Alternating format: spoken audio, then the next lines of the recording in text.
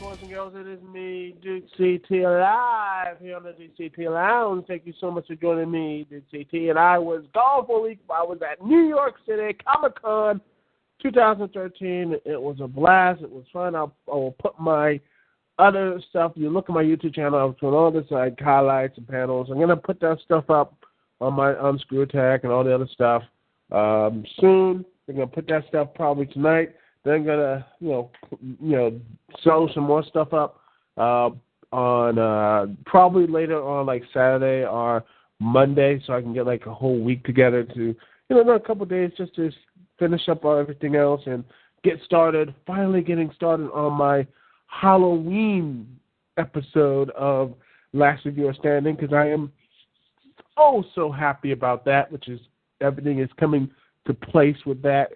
Slowly but surely, everything is coming to place with that, so I am in a good and positive place. So anyway, I think if things are not really in a positive place, Watch Dogs, a video game that I have been waiting for. I've been pumped up. I mean, who hasn't pumped up? Because you could do all these crazy things thanks to this little cell phone, whatever you have, you can do this. I saw a little interesting little thing at Comic-Con. It was like a nice little mission setup. It was great. It was awesome. It looked really good. It showed you how you can use that little device you had to control public works, to shut down lights, distractions, all that great stuff. But sadly, and this is shocking. It just came out this week, ladies and gentlemen. Right, and this is really, really surprising for me. Watch Dogs, from its November 19th release date, has moved. Now, was moved from this year, November 19th this year, to Q2 2014. It's going to be in sometime during February or March. That is amazing. And this is right here. The link right here will be from artstechnia.com. And this reads here. Right here is really, really, it looks really bad. It says, quote,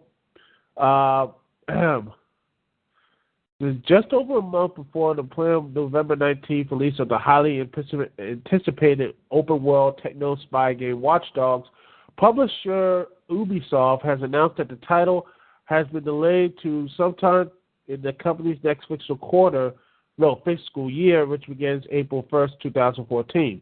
The Crew, a mission-based driving crime game planned for the next generation consoles, has been similarly delayed from a planned early 2014 release into the next fiscal year. And this is really interesting because not only this is coming off of not really good stuff from Ubisoft this year, because you have Rayman Legends, which bombed, sadly. And not only that, a game I really liked, Splinter Cell Blacklist, a game that I played, I love, and I need to get back into after I finish GTA and all the other stuff that I have to get into. Crazy stuff like I have to do. Or what have you. You have that, and not only that, you have the Assassin's Creed 4, which, I'm going to be at this is Assassin's Creed is, Assassin's Creed. I think, honestly, the first game was the best in the series. Now it's just not really assassinations anymore. It's just do what you want and just honestly be very clunky about it. That's the thing. I liked some parts of my Assassin's Creed 3, but jeez, it took so long to get out of the prologue of that game. But I digress. It's again, you have a lot of these big games coming out, and I honestly would not be surprised if Assassin's Creed 4 gets delayed as well, because just look at the games that are coming out this week. Look at the games, not least but this year. You have not only GTA 5, which is another big open world video game. You have You have Assassin's Creed. You have Batman Arkham Origins. And, all the other stuff that's coming out later on this year. It's just, and not only that, but you have new consoles dropping. You have, like, the new Dead Rising 3, which I'm not interested in, but I get into a lot of people are. There's a lot of stuff out there. And not only that, you have Battlefield 4, Call of Duty's Ghost, and you have a new Mario and Zelda games. It's just, it's going to be a big old crazy stuff this winter with the games and such. So, yeah, it's going to be really, really, something really hit. In fact, when I look at this, the funny thing is about Watch Dogs being delayed, and I'm looking at a Forbes one as well. I'll put both links down there as well, because not only did this hurt, this thing right here, it basically, I think I'm trying to find this thing right now, because supposedly, I think Dukect USA covered this as well. This guy, Dukect USA, says, I am a complete mess. I should get these things done before everything and all that good stuff. But he came out with this real interesting little thing. I'll put the link of what he's talking about. I'm just trying to look for it now. Let's see. I know I'm going to see which is it. Let's see. Which was it? I think it's right here. Gamersgate. No, not Gamersgate. Crap. Dang it. I made the mistake here. It is, I think he said this, and I quote, basically saying that Ubisoft is taking it in the chin financially as well. In fact, they are, they are getting hurt a lot more financially because of what happened too, and what have you. It's because Ubisoft's stock has took a real big hit. Ubisoft is taking a real big hit on the stocks. Let's see. Stock. Let's see. It took a real big hit. Here it is. From joystick.com right here says Ubisoft's shares dropped 25% during the following delays. Here it is. It says right here, as of now, Ubisoft stock is trading at $8.19 per share. That's a 26.15% dip from yesterday, when Ubisoft was valued high as $11 per share. And the stock show only minor signs of rebounding. These have immediately been followed by further value loss. And this has been why it really is something really here, because Ubisoft looks like it's really hurting, and this is something that could really hurt the games industry as whole, because Capcom is hurting right now with only $152 million in the bank. So they need some big hits, and they need some big hits quickly, or, I don't think they're going to last as long. I would not be surprised, and I'm not really surprised that they're reaching out to Kenny Inafune with Mighty Number 9, because he just, I think I looked at something a couple weeks ago, saying that they need something. I think they're that desperate for a hit just for him to do something like this for Mighty Number 9 to make it a Mega Man title. And Kenji Inafune, after the successful Kickstarter, which I participated in, by the way, he said he's saying no, but he's like, he's keeping an open mind. So yeah, it's that would not be surprised if Capcom might make some deals, or maybe not for this, but maybe you might see Mega Man Legends 3 come out real soon or something like that. So you never know what that stuff is, what's going on there. So the game industry, even though it looks like it's going to be, it looks fine or what have you, but in the end, it looks more and more like that.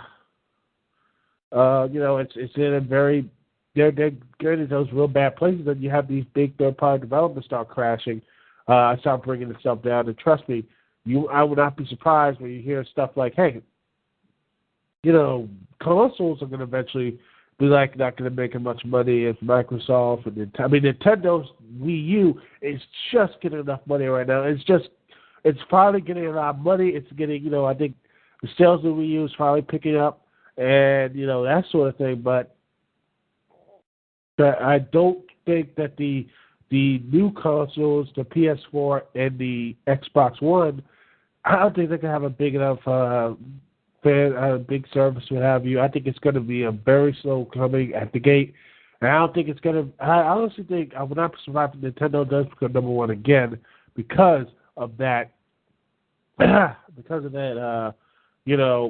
That type of, people are looking at cheap consoles, and people are still hurting right now in the economy in the United States.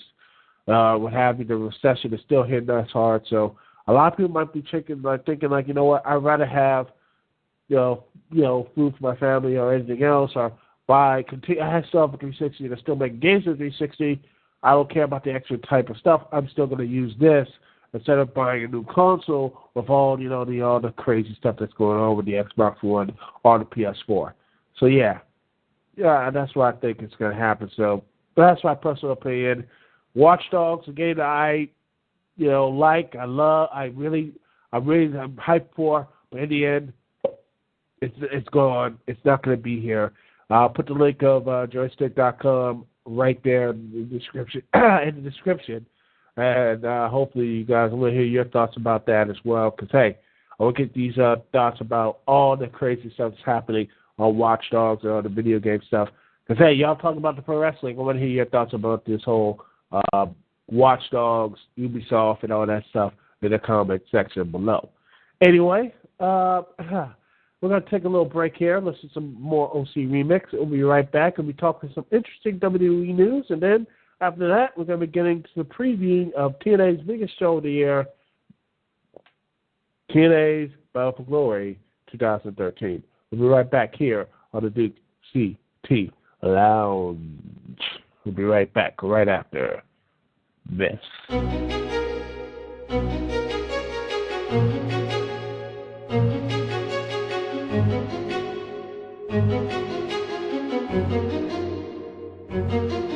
Outside on the corner where I caught the bus, thinking in my head it's colder than I thought it was. Sometimes life is like that, and you just quiver your lips, whisper a wish, hoping someone might give us deliverance. Now deliver this message, think I could live with this mess if you could just give a few seconds to come and sit in my presence. And yes, it is so precious, yes, it is a blessing. Next, I'll attempt to express it with every heavy breath, cause just to make it worth it, and just to make it real, you always made it perfect, and that's the way I feel.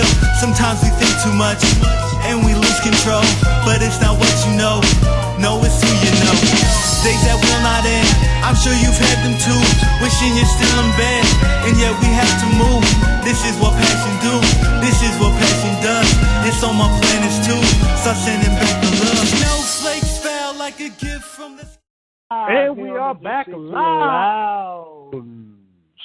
Phone number to connect with me, Dukect, is 724-444-7444. Once again, the number is 724-444-7444. Call ID to text me, Dukect, is 92417. Once again, the call ID is 92417. Whew, man, that is some very interesting news coming from the WWE for you. So some interesting stuff. So here's some stuff I just found out. This is from Dave Meltzer and such.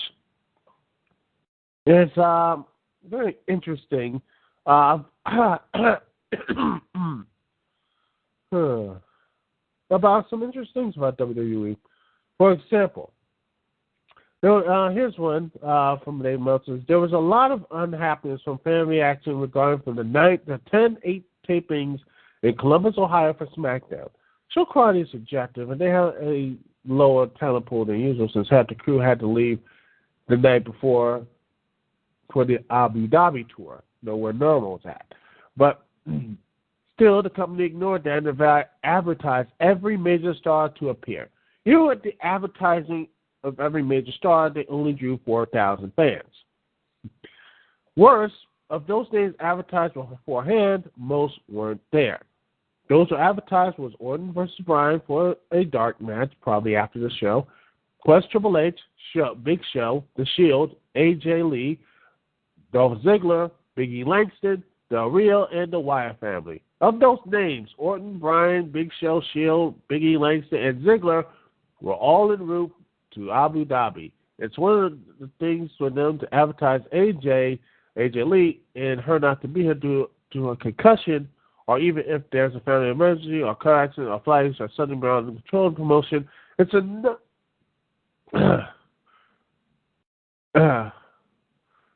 another to advertise on your roster that you booked someone to be there, to be somewhere else. Triple H was even there and could have stuck his head out and done something dark if they didn't want him on TV. But they evidently had so little regard for their consumers that they didn't even do that. They can get away with it because commissions, for the most part, don't regulate wrestling anymore. And Dave Meltzer adds, could you imagine a boxing promoter or an MMA promoter doing something similar?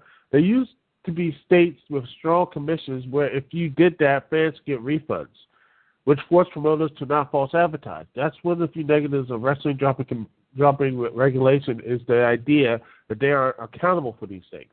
Even if they piss off the customers who pay tickets, the feeling is it'll be a year before they come back, so people will forget about it. That right there, wow. Just wow. I mean, I know cards are subject to change. I mean, I'm not stupid. Cards are subject to change. Things happen. But you advertise these people, and yet you knew they weren't going to be there. How low is WWE? And you wonder why people like myself have stopped watching your product. Who are people who are pissed off enough where you have your fans on a pay-per-view chant bullshit and refund after your pay-per-view ends. This is amazing. I mean, TNA had this a couple years back, and honestly, TNA had this when you had the world champion agree it's bullshit when Jeff Hardy was drunk or what have you, or exhausted, everything else, and everyone's hammering on them. And I feel like people are letting the WWE slip and slide a bit, saying, it's WWE, they this, that, and the other, it's a storyline. Wait, but I'm going to say this. If your storyline there are parts of your storyline that has fans chanting bullshit and refund, I think you need to start changing your stuff here. And in fact, that's what they did in the WWE and such. In fact, you had, in fact, here's something very interesting as well. It says, Dave Meltzer reports, likely in response to the low rating on the 10-7 episode of Monday Night Raw, Vince McMahon had it out with the producers and redid the 10-14 television show and the 10-27 Hell in a Cell pay-per-view. The key changes involve plans for the Hell in a Cell pay-per-view in Miami that planned CM Punk versus Ryback, and the singles match was changed to a Punk versus Ryback and Paul Heyman Hell in a Cell match. Just a week earlier, Mr. McMahon has said that he wanted one Hell in a Cell match on the card, so as not to water down the gimmick as the years pass, which was the reason John Cena versus Alberto Del Rio wouldn't be in the cell. But he did a total about-face adding a second one to the previous announced WWE title match with Daniel Bryan and Randy Orton. The other change is Seth Rollins and Roman Reigns' title defense against Goldust and Cody Rhodes moved on Raw with the title changing hands. Apparently Vince mad that were only heels held the titles, which is funny because seriously he's mad about that, but yet could have had a title change with primetime players. People were cheering for him. It would have been a nice story having primetime players instead of the random Maxim team of Goldust and Cody Rhodes. Firstly, crazy idea. I would have Cody Rhodes. No, I would have Goldust face Bundle Del Rio, so you don't have to rush John Cena back. I don't care if he's healthier and everything else. That tenants more often than not people who are more healthy or anything else. They are locked down for 6 months. Cena's getting rushed back. We all know this, and he's going to get himself hurt even more so. They should have just had Goldust face him. Like Goldust saying, I haven't done well in this company, but you know what? I'm going to get this last opportunity. Saying that I want to fight Del Rio. And then he beats Del Rio a couple times. And Del Rio, says, Goldust can't beat me or something like that. Have Goldust pin Alberto Del Rio, at Hell. So, in fact, you have Goldust with a Battle Royal or something, and he gets a shot at the World Heavyweight title. And he wins the World Heavyweight title. I know the title means nothing, but you can have Goldust fight, be like a fight champion or something. He beats Del Rio. Del Rio goes away. Hell, again, I would have him and Ricardo, rekindle up romance and start a tag team or something, which I think no one would actually mind. And actually have Goldust, defend the belt with random people or something like that, and what have you. And then at WrestleMania, you have Goldust versus Cody Rhodes. Cody Rhodes actually beats Goldust. I don't know if you've turned Goldust semi-heel. I think it'd be very interesting if you did that. Have Goldust, lose the championship to him. He hugs him, retires, and leaves. Have Cody Rhodes hold the championship for a while. Then you have Damian Sandow, who after a huge rebuilding, I'm talking him winning multiple matches, started looking like a threat. Because trust me, you need him to stop building him as a threat. He comes close to winning the Royal Rumble. He does some really good stuff in the Elimination Chamber. Then you build him up and have him beat Cody Rhodes sneakily to rekindle that feud, and have Cody Rhodes win it in the end, like, say, at SummerSlam, what have you. Have him win the world title back at SummerSlam. You have another big moment. Damian Sandow gets Damian Sandow gets his chance to cash in the Money in the Bank. He looks strong. Then you have him move on, say, world title, WWE title feud, something like that. Instead of what they're probably going to do, have Cody Rhodes and Goldust just flander around with the tag team championships. But hey, that's my personal booking. I could be wrong. I would like to hear anyone else who wants to say differently. But anyway, the pay-per-view match at this point is scheduled as a three-way, but also involving the Usos. Which, honestly, I don't mind, but I really wish primetime players should get the tag titles. But that's just my personal opinion. At press time, this match has not been announced, nor had the straight tag team title match, which is always subject later to change. Back to the Dave Meltzer article. Since that leaves top 4 matches confirmed with Dave Bryan versus Randy Orton, WWE title, and Shawn Michaels the referee. It's a Hell in a Cell, and Alberto Del Rio versus John Cena. And then, of course, they're doing a Big Show Triple H match. Oh, joy, because those matches were always fun. Ugh. But they might hold on to Survivor Series, and I'm like, why do you need Big Show? Which, again, I don't care for Big Show. Again, WWE relying on past stars without building up new stars.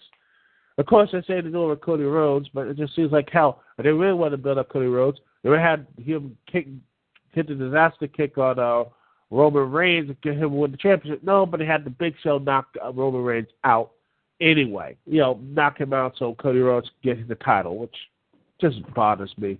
I wish I could have done something a little differently. But that's just my personal opinion.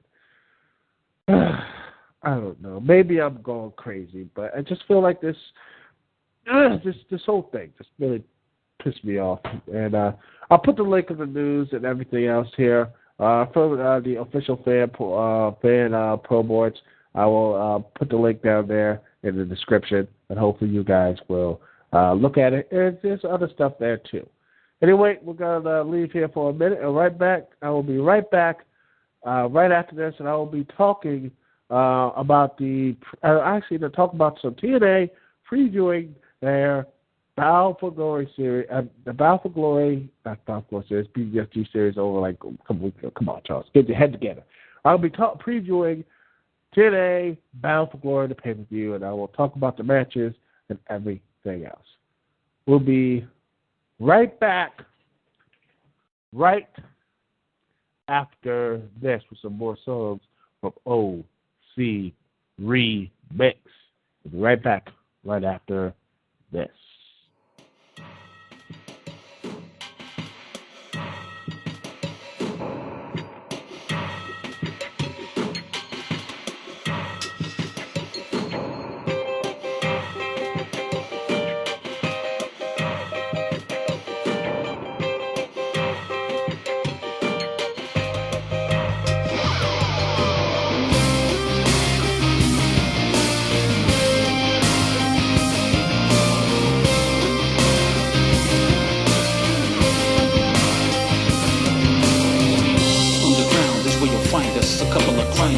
Trying to find our way out and put this darkness behind us. And underground is my oration, sound integration. But situation is we're surrounded by light negation. It's black as pitch cause we're trapped by our violent souls. In a deep mind with deep rhymes won't keep my self-control. Too many foes, we feel snake bit and we won't take it. Enemies need their face hit, we going ape shit. Hell is my confinement. Ladies and gentlemen, boys and girls, some really interesting breaking news.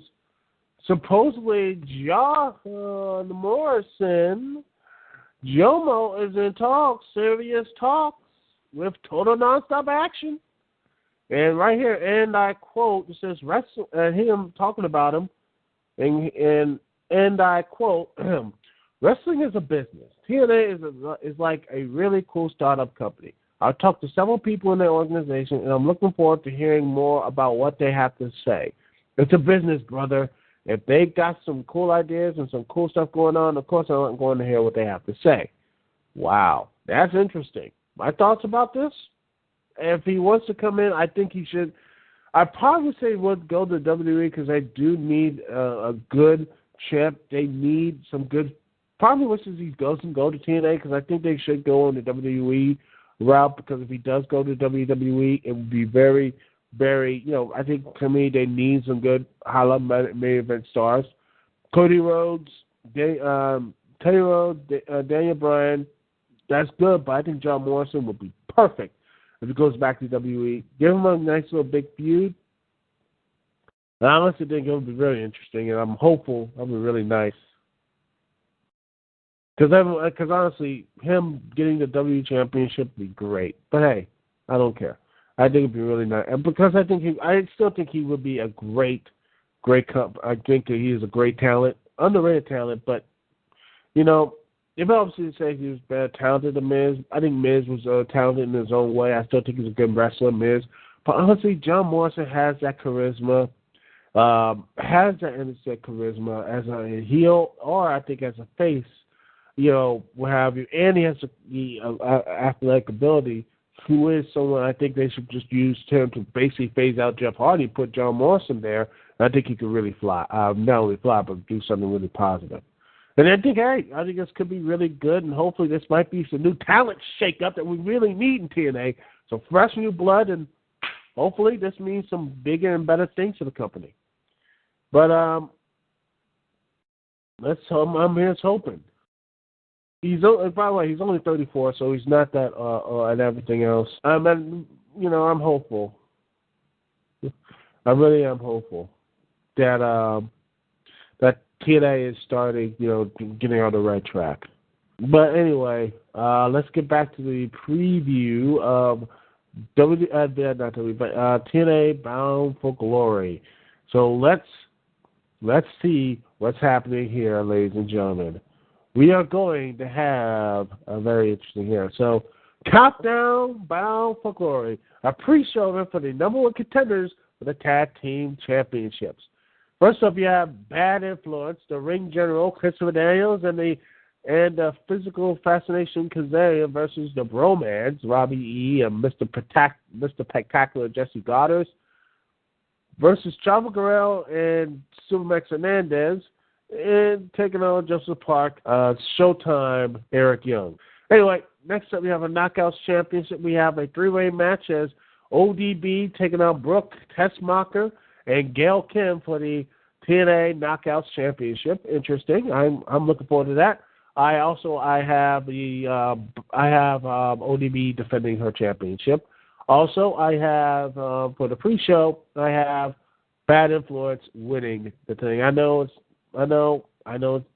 their job was, but dang it, I don't want to see Supermax. I don't want to see Guerrero. I want to see Bad Influence get back to tag team champions. I want Ego to reign supreme. Next up, we have the main event Mafia members square off as Magnus takes on the Icon Sting. TNA likes Magnus, so I think Magnus gets a clean victory here, and single part at least a half-decent match. Next up, we have the Tag Team Championship match as the Cowboy and James Storm and the Intense One Gunner defend the Tag Team Championships against the winners of the pre-show. My pick is Bad Influence, and more likely it's going to be Chavo Guerrero and Hernandez. But I'm hoping Bad Influence. A Bad Influence defeat Gunner and Storm, and then after Bad Influence win the Tag Team Championships of Gunner and Storm, we have Kurt Angle versus Bobby Roode. And we have this match. You have Bobby Roode defeating a Kurt Angle. You have Ego celebrating the ring, and have fireworks and everything perfect and such. But no, that won't happen. Kurt Angle's coming back from his rehab stint, so he returns, and Kurt Angle defeats Bobby Roode. Yeah, that's what I see. But hopefully they surprise me, and I think Kurt Angle and Bobby Roode will be a pretty good match, though. Anyway, next up we have a fatal four-way for the X Division Championship. Oh, a five-way, ladies and gentlemen. Five-way, as we have Manic, the champion, which I do like, Chris Sabin, the charismatic enigma Jeff Hardy, the greatest man that ever lived, Austin Aries, and the Samoa submission machine, Samoa Joe, an Ultimate X match.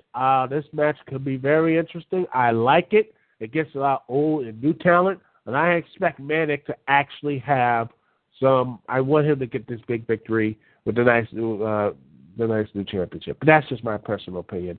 And now for the main event. The disqualification match for the TNA World Heavyweight Championship as the president of the Aces of Eights, Bully Ray, with 4 or 5 people left in the Aces. I think only 2 guys left of the Aces and Eights. With Brooke Tessmacher versus the phenomenal one, AJ Styles. And the winner will become the TNA Championship. And this is probably a very good no disqualification match. I like this match. I think it's going to be very interesting. We don't know what Dixie Carter's going to be doing. I don't know what's else going to happen, but I think it's going to be a very good pay-per-view. And again, a lot better than most WWE's WWE stuff. To me, in my eyes, it's a lot better than what the main events of WWE would have. I mean, even if the stuff doesn't go on, at least I have AJ Styles, Bully Ray to be look pretty good. I think the Ultimate X match will be very good. Rude and Angle will be really good. Smash Sting looks to be decent. And the pre-show, number contender show, looks to be semi-interesting. So, yeah, honestly, you have 1, 2, 3, 4, 4, maybe 5 the knockouts match could be decent. A lot of, and heck, maybe a good tag match as well. We might have a very good solid, because this card looks very solid, and I really am impressed by this card. So, anyway, I'm looking forward to this pay-per-view, and I'm actually going to probably be watching it this Sunday, and I'll probably be tweeting about it. So, anyway, I'll be watching Bound for Glory, and I will be doing that stuff as well. So, anyway, thank you. But seriously, thank you all so much for listening and watching the podcast and everything else, the debates. I love it. I really do. I love the debates. I love the discussion on the this, that, the other, on YouTube, or Screw Attack, or Blip, or whatever. I love it. Thank you, guys. I love it. Keep doing what you're doing. Anyway, this is me, Duke CT here. Peace and love. I will see y'all when I see y'all later.